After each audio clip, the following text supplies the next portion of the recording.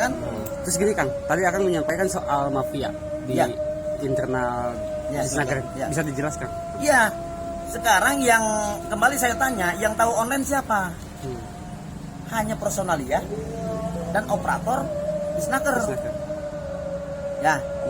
Terus yang dipanggil kok orangnya titipan semua. Yang tahu cuma mereka. Kita nggak ada yang tahu. Berarti di sini Disnaker bermain. Oh jelas. Itu bisa dibuktikan Pak? Ya nanti kita buktikan. Karena posisinya begini. Sekarang pada waktu anak kita yang melalui online dari 500 orang sesuai dengan kriteria perusahaan yang diminta. Tapi ternyata nggak ada satupun yang dipanggil. Gitu. Setelah kita ketemu dengan mereka yang dipanggil, oh kamu dipanggil. Ya Pak, saya titipan. Titipan siapa? Titipan anu. Mereka sudah diakomodir. Yang online mah online 6.000 lebih, 7.000, 8.000. Tapi yang dipanggil sesuai dengan permintaan perusahaan. Misalkan perusahaan A butuhnya 150. Mereka sudah ada orangnya. Nah, saya kembali tanya, kalau seperti ini mafia bukan? Tidak fair namanya. Kalau zaman dulu enggak. Yang memenuhi persyaratan masuk lamarannya kan, langsung yang bisa ikut syaratnya komplit bisa dipanggil tes.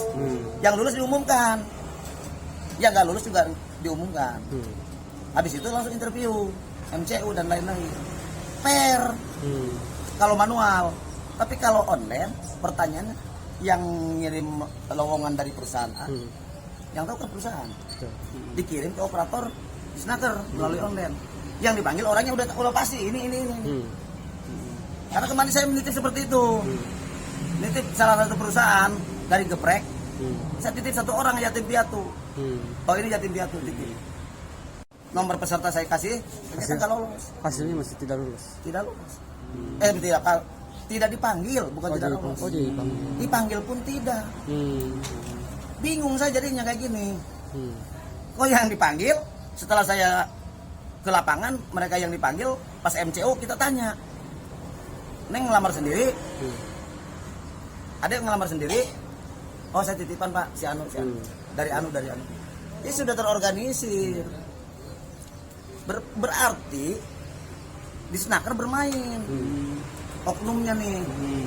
Ini oknum nih ya. Tidak menuduh salah satu orang, tapi oknum. Siapa oknumnya? Nah kita kembalikan ke orang Disnaker, merasa tidak seperti itu. Karena kan yang punya aplikasi yang bisa, kita nggak bisa menarik kerahnya. Karena sampai hari ini memang kita lagi pantau siapa nih oknumnya. Terus kemudian gini Kang, kalau misalkan memang beberapa hari ke depan belum ada kejelasan, langkah apa yang akan dilakukan? Kita akan tetap duduk di Pemda.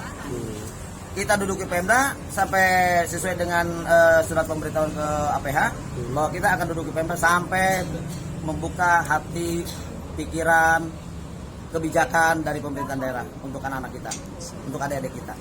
Kita tidak ada unsur politis di sini, kita netral memperjuangkan mereka. Kenapa kan? Yang profesional dan proporsional.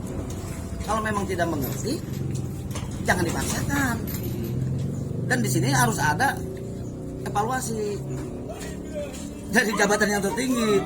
Kok ini gerakan seperti ini terus, kenapa ya? Evaluasi dong. Ini kan udah 1 tahun kita. Bahkan bukan kita aja, banyak pergerakan-pergerakan tentang yang nganggur datang ke Disnaker, dari serikat pekerja, buruh dan lain-lain. Banyak yang komplain ke Kadisnaker yang sekarang. Berarti yang pribadi ya, saya minta digantilah Kadisnaker seperti ini. Cari yang profesional dan mengerti tentang perusahaan gitu loh. Kalau evaluasi dan kinerja Kadisnaker, saya kecewa. Sampai 1 tahun ini kita tidak pernah didengar, tapi bahasanya saya sudah menjalankan normatif. Ya kalau normatifnya ya udah Pak, itu artinya kaku. Pergerakan seperti ini nih, Putra Karawang ini, masa tidak bisa diakomodir? Seorang petinggi di desa aja bisa kok. Jika ada perusahaan di wilayahnya nitipin orang, kita bukan intimidasi, cuma ya perusahaan juga mengerti yang diutamakan itu lingkungan dulu. Sempat ya. Di lingkungan dulu Pak. Lingkungan usahakan dulu, lingkungan desa, lingkungan kecamatan, habis itu lingkungan kabupaten. 40-60 Perda, oke kita ikut. Tapi kenyataannya BKK, penerimaan dari BKK, salah satu BKK di Karawang, yang kerja kok orang dari luar daerah.